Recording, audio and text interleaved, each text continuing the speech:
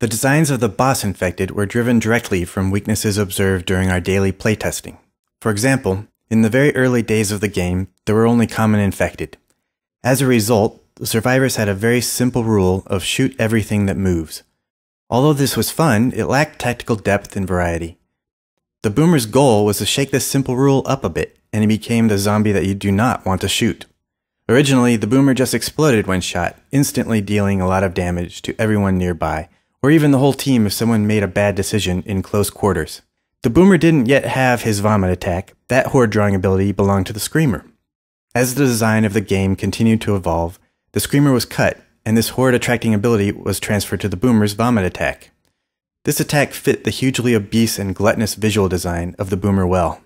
Once the Boomer could vomit, we realized that this was a much more interesting game mechanic and changed his explosion from an instantaneous damage-causing one into the current vomit-splattering one. The Boomer's vomit has a couple of very interesting game mechanics. Along with being temporarily blinded with vomit in their eyes, whoever is hit by the vomit becomes it, and the incoming horde of zombies only attacks that player, essentially leaving him to the mercy of his teammates' willingness to protect him. The other players who have not been vomited on have to make a quick decision about how to deal with this new situation. Another feature of the vomit attack is that it is not an instantaneous blow that causes damage, unlike the previous exploding version of the Boomer. Instead, there are often several seconds of dread and anticipation where the player knows the horde is coming and can prepare for the onslaught, but there's uncertainty about how things are going to play out. This kind of anticipatory drama is amazingly powerful and makes the whole Left 4 Dead experience work well and keeps the players on their toes. Highly cooperative and experienced survivor team can become very good at staying together and watching all around them, to the point that it becomes difficult for the zombie to cut the kind of chaos and panic that makes the game exciting. The Smoker was created to forcibly pull this tag team apart. Moving just one survivor far out of position with a Smoker tongue attack proved to be enough to break things up and bring the chaos back. Along with the Boomer, the tank was one of our earliest bosses. Where the Boomer broke the rule of shoot everything that moves, the tank changed the team's tactics to require immediate and direct cooperation against a single major threat. If everyone stays calm and engages the tank, they should be okay. If they panic and scatter, or if someone gets selfish and runs off, the team will likely die. One difficulty with the tank was that since we offset his incredible toughness by slowing him down a bit, when tank battles occurred in large outdoor spaces, he was far less effective. Coordinated survivor teams could easily take down the tank before he would close in on them and cause chaos. To offset this vulnerability, we added his rock throw and car slugging abilities. Now, if the tank finds himself far away from the survivors, he can still be effective by ripping up the ground and lobbing huge rocks at them.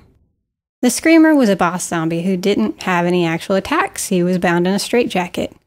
You knew when he was around because of his crazed, maniacal cackling. The trick to the Screamer was that if he saw you, you had a moment to kill him before he ran away. And once the Screamer got away from the survivors to a hiding place, he would emit a loud, howling scream that would cause a huge mob of zombies to attack the survivors. While there were several exciting moments of knowing you had to chase him down to shoot him before he screamed, dodging zombies all the way, ultimately it proved too confusing for the survivors to discover how he worked or even to reliably notice him in the crowd.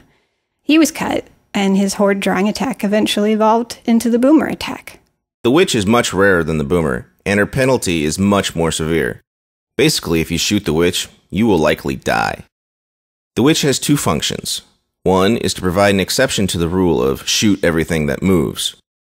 The primary function of the Witch, however, is to force a change of pace on the survivor team. Ideally, discovering a Witch near your path will result in the team going into stealth mode, shutting off their flashlights and walking carefully around her as to not disturb her. This is a large departure from the intense and loud pace of normal gameplay. In earlier versions of the Witch's behavior, she was far more dangerous. Once she was set off, she went berserk and attacked all of the survivors until she was killed. This proved to be too harsh, particularly for teams of new players. One stray bullet could wake the Witch, and she would slay the entire team, ending the game. Now she limits her wrath to the survivor who harassed her. If she successfully kills that player, she retreats from the scene entirely.